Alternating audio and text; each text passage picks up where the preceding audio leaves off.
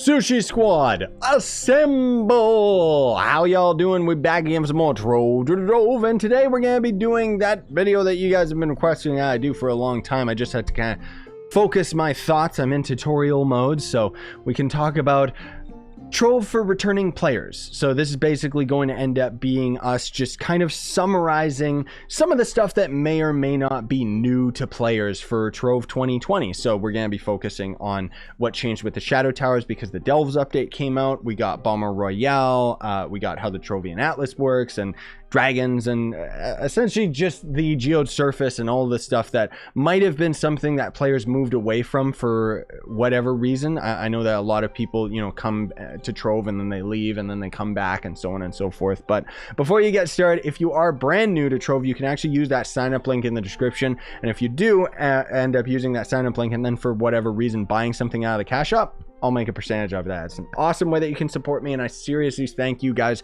so much because so many of you have been doing it and it has very strongly affected my way of living. It is just, it's awesome that I can pay bills by playing this game on top of, you know, just, it's just awesome. So thank you so much. Anyways, let's get into it, gamers.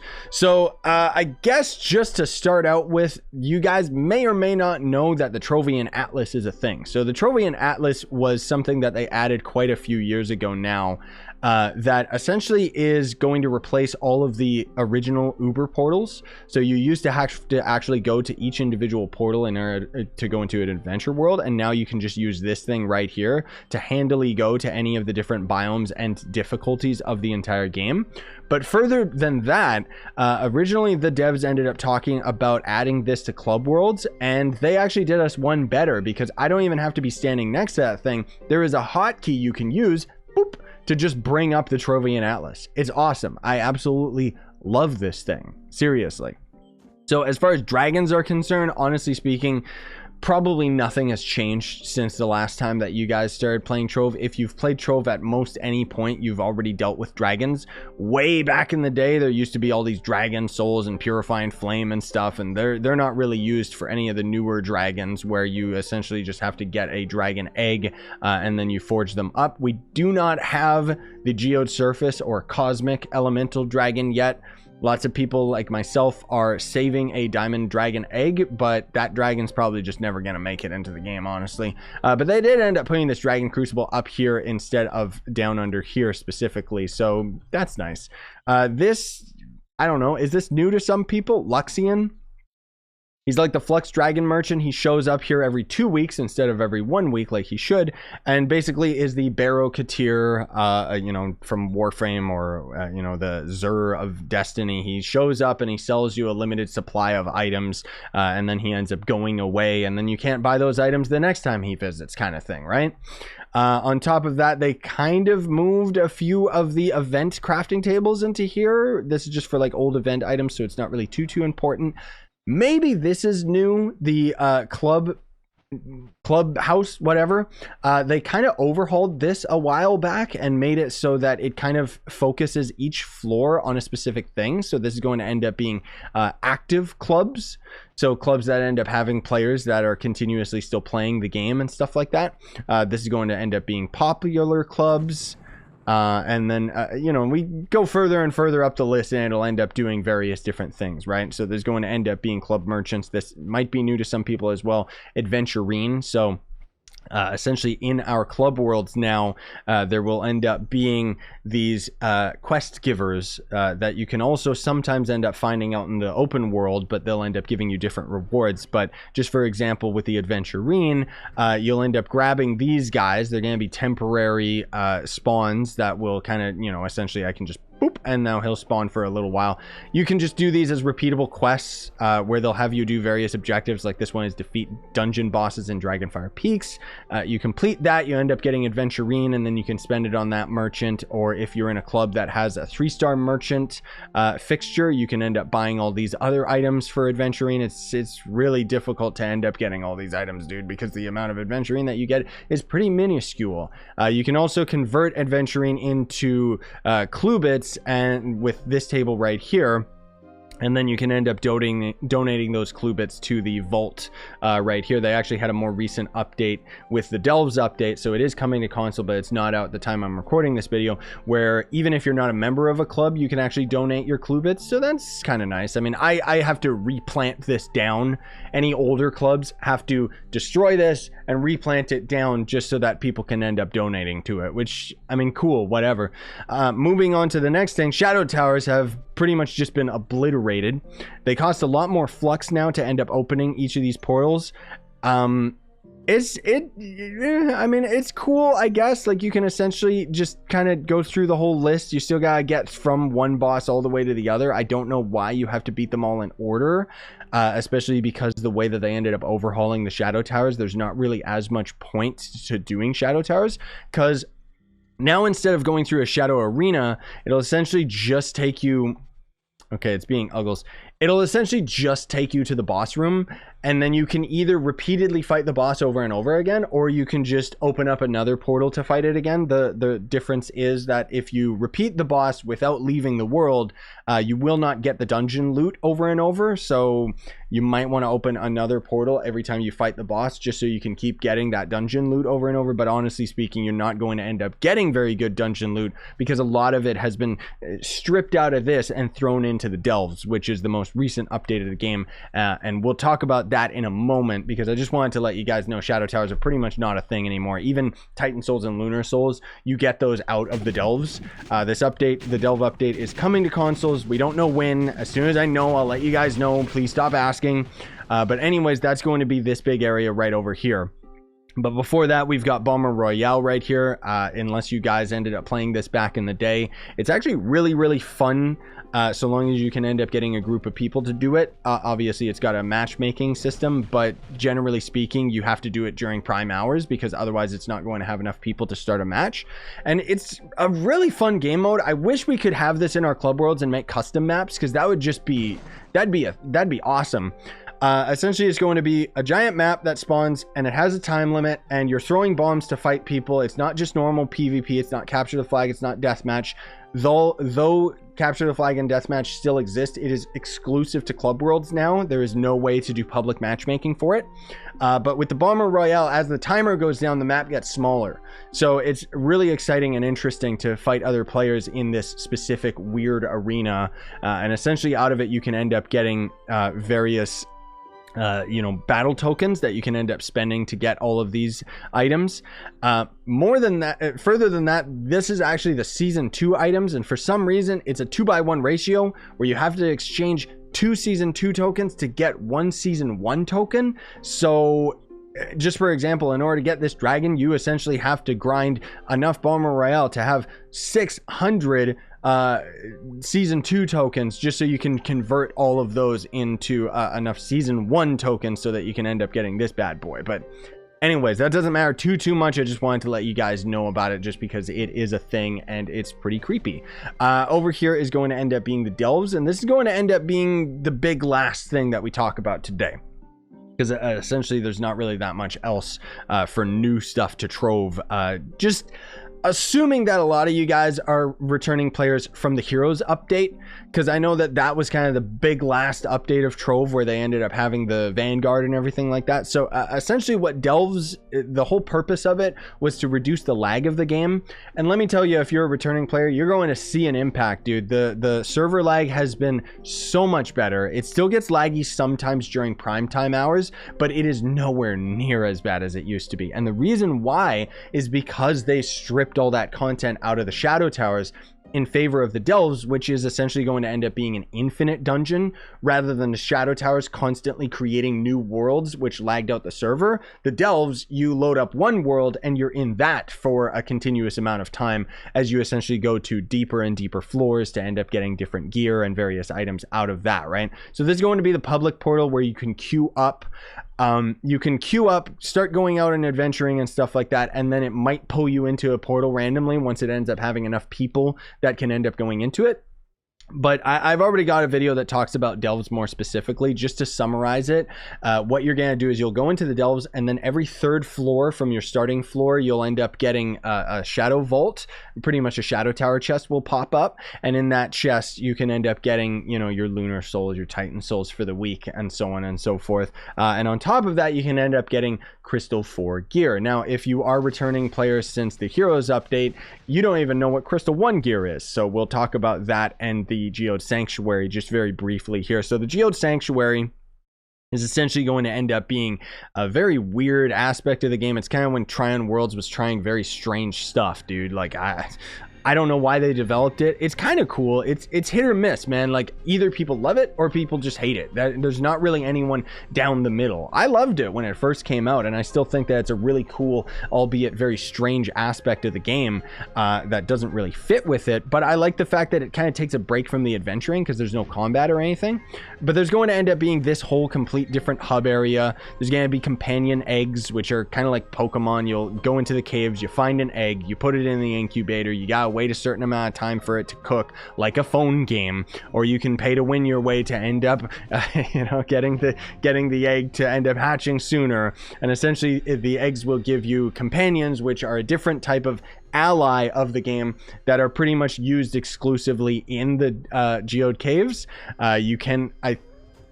I was gonna say I think you can use them in the delves, but I'm not exactly sure on that one. So anyways, there's gonna be these different portals, different modules and stuff, and you'll essentially I'll just kind of show you. I'll hop into a world here just so I can show you very, very quickly, because the best example is going to be just gameplay. So you can see right here, I've got a couple different modules. These are all maxed out and everything. We got our little ally, what have you.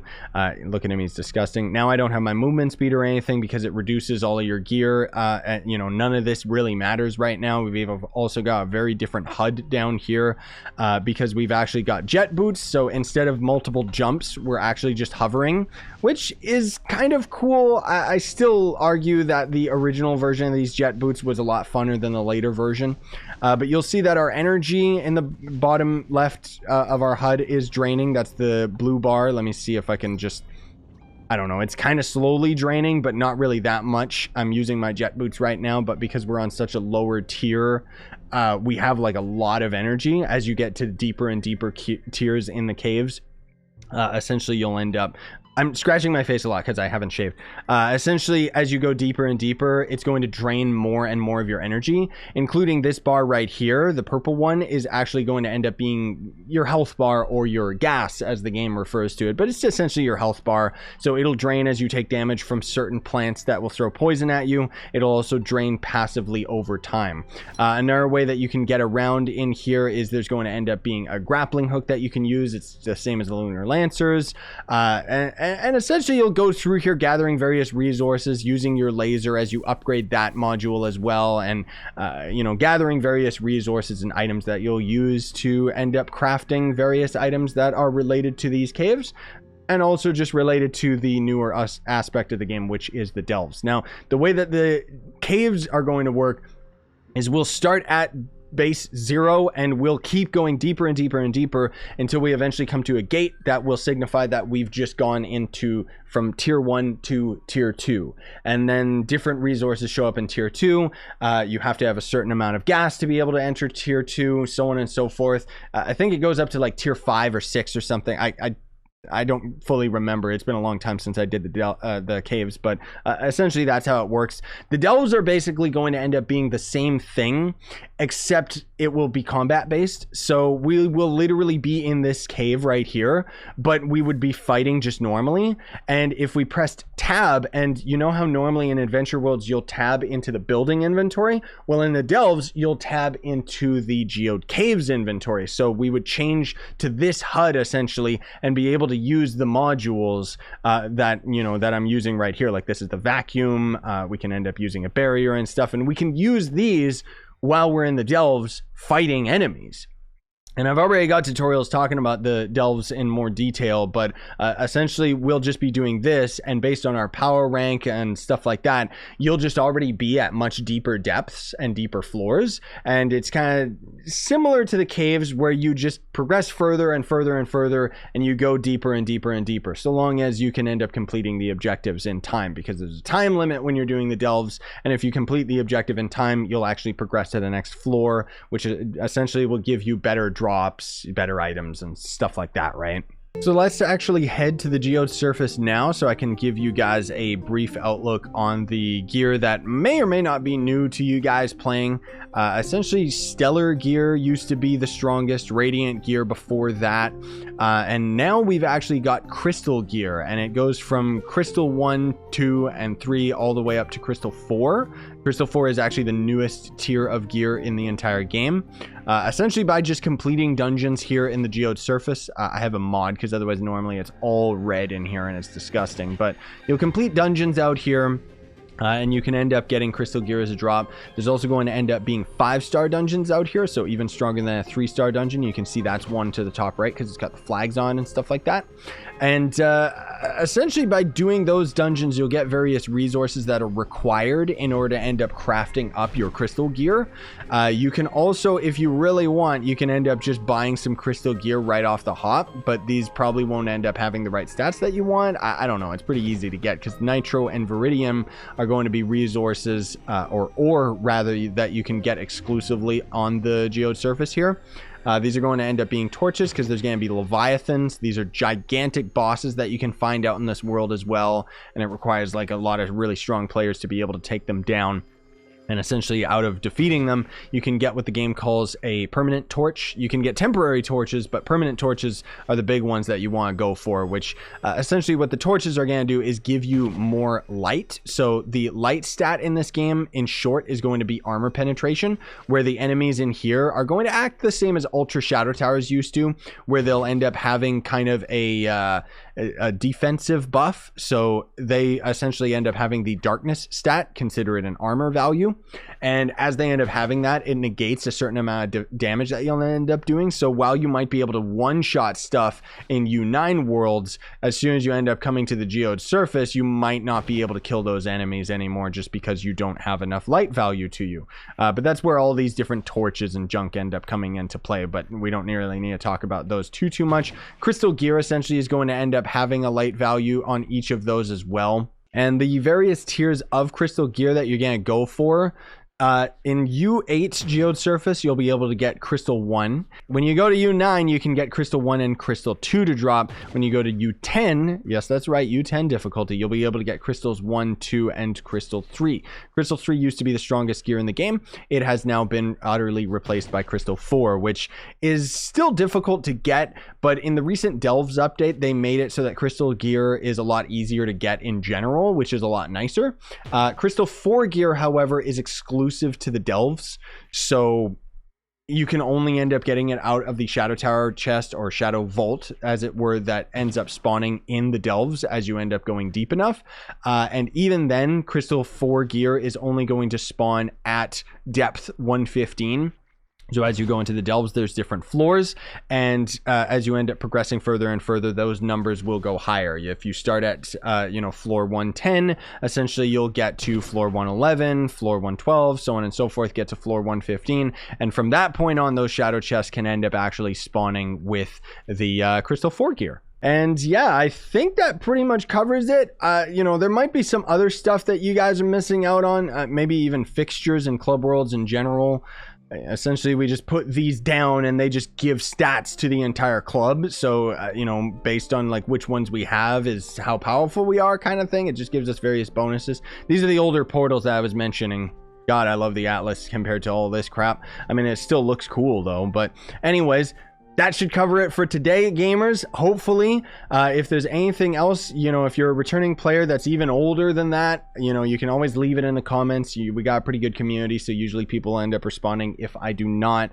But otherwise, I hope that I covered everything, and I hope you guys have a great day. Oh, I guess there's also gardening, which I've got a gardening 2.0 tutorial. I don't really want to talk about it too much because it's essentially very, very confusing and weird, and I don't know why they even changed it. But gardening is it's kind of a more advanced profession now, where we'll literally put down plants, water them, wait a couple days or whatever, so that you can end up watering it over time and having the plant mature, and then you see the fruits of your labor, and then you can convert those into other items and stuff like that. Yeah. Proper gardening now. Either way, thank you so much for watching. Smash like, sub for more, buy the merch if you want to support the channel, and have a great day. Sayonara. Stay up, gamers. Believe in yourself.